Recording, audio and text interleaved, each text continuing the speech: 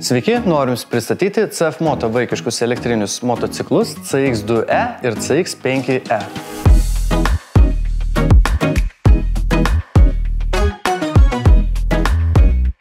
Nors jie yra skirti vaikams, tačiau tai nėra žaislai. Abiejose modeliuose yra įmontuoti galingi varikliai su didelės talpos baterijomis ir pakaba, kokią rastumėte tikrose motocikluose.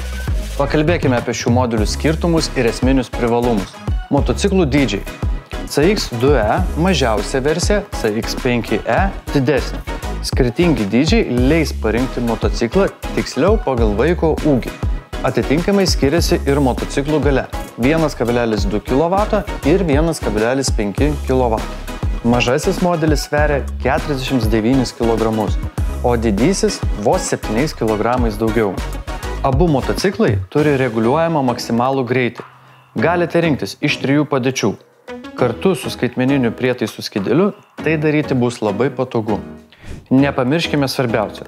Tai yra stabdžiai. Abu motociklai turi patikimus priekinius ir galinius diskinius hidraulinius stabdžius. Priekinis ratas stabdomas su svirtimi ant vairo, o galinis su kojinė svirtimi. Abu CX modeliai turi magnetinę apsaugos sistemą. Nutraukus magnetinį raištį, motociklas automatiškai išsijungs.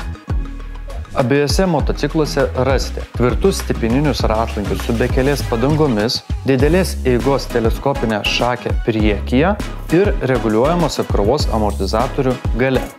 Abu modelius galima pilnai įkrauti per 4 valandas, o vienu įkrovimu įveiksite net iki 60 km atstumą.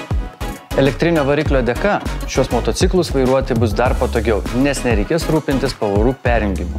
Kodėl verta rinktis CF Moto vaikiškus elektrinius motociklus? Juos paprasta valdyti, lengva prižiūrėti, o svarbiausia, jie turi daug saugumo funkcijų. Ir turbūt svarbiausias privalumas – šie motociklai veikia tyliai, tad vaikai galės važinėti parke, kieme, visiškai be triukšmo, tad netrukdys nei jums, nei aplinkiniams. O daugiau informacijos galite rasti cfmoto.lt.